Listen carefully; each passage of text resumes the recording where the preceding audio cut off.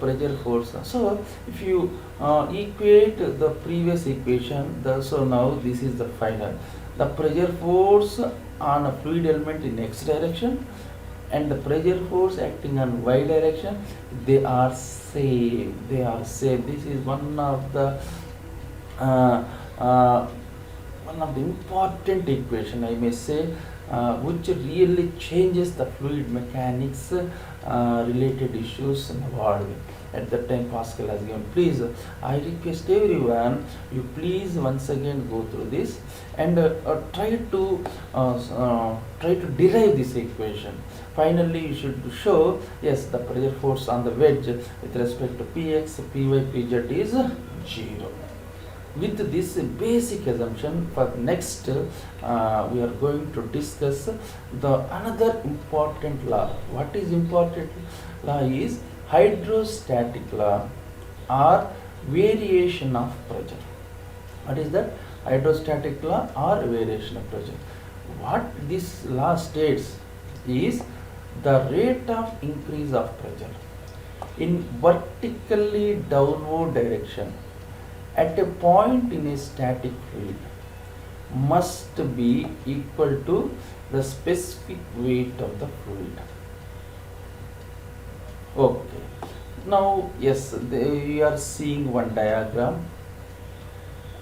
Yes, okay, we considered a element, a cylindrical element in the fluid. So noted the uppermost cylindrical part is A and B. The downward is noted as C and the downward part of the cylindrical is. I also considered the cylindrical element height is dz. dz.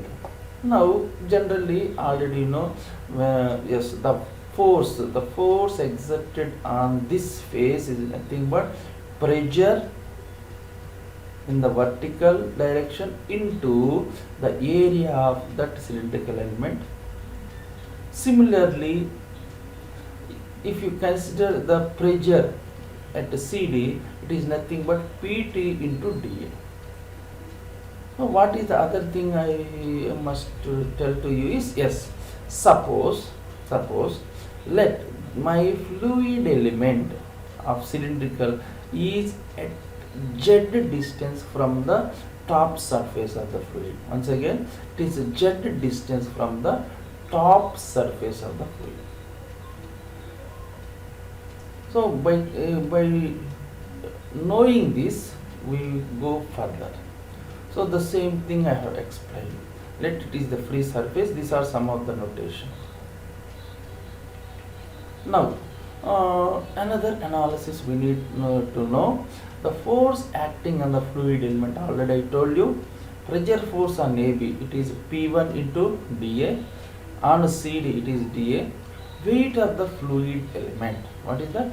Weight of the fluid element, already mg or rho Vg. V is volume, or rho into dA into dz. Once again, dA is the element and this is the volume dz. Since for equilibrium fluid element, for equilibrium we must equate this. P1 into dA plus weight is equal to P2 into dA. So since yes, rho dA dz g is equal to, if you take P1 in this way, P2 minus P1 into dA.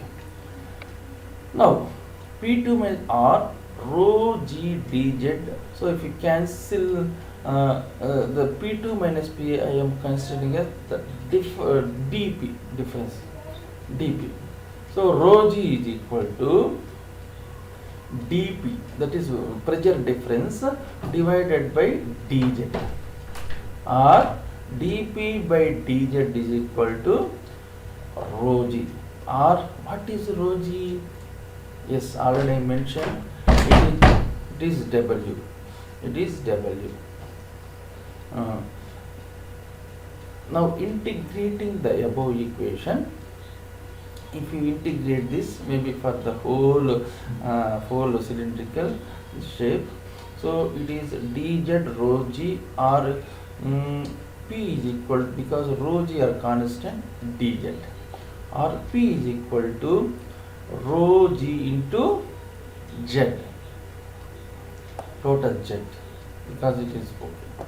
Now R z, if you take in this direction, nothing but it is the ratio of P by rho g, called hydrostatic equation, where z is the pressure head. Now for example, a problem I am planning to explain. Calculate the pressure due to column of 0.3 meters of water and oil, specific gravity, and mercury specific. Take density of water.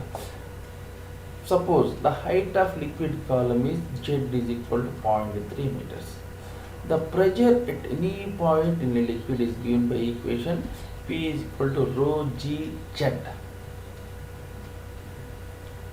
For water, for example, rho is equal to 1000 kg per cubic meter. P is equal to rho g z. That is, the pressure due to this 0.3 meters of liquid is shown as 0.2943 Newton per square meter. If at all for oil, an oil has specific gravity 0.8, what is the pressure? So from equation we know that density of fluid is equal to specific gravity of fluid. So density of fluid is nothing but specific gravity of oil into density of water is equal to 0.8 into rho, or the density of the liquid, you got it. Now pressure, what is the pressure? Is P is equal to rho naught into G into Z. So this is the pressure in Newton per square meter. Similarly for mercury, 13.6 of the same column. So density already we know, and P is equal to the density of the mercury, G into 0.3 column of the mercury. So the pressure exerting is nearly 40,025 Newton per square meter. Another example which is very good. For example, an open tank is there, water depth 2 meters, there is one liquid of water, and above one there is oil. So find the pressure intensity at the interface. So what is the pressure intensity at the interface of the two liquids, and at the bottom what is the pressure? Let height of water 2, height of oil 1 meter. Specific gravity of oil already given, it is 0.9. Density of water we know 1000. Density of oil also is specific gravity density of water. Yes, we got it. Now pressure intensity at any point is given by P is equal to rho g z. At interface, suppose at interface P is equal to rho 2 into G into 1 at because this is the Z. So 900. So the pressure at this point A is Newton per square meter. Okay, if you convert it is like at the bottom at B.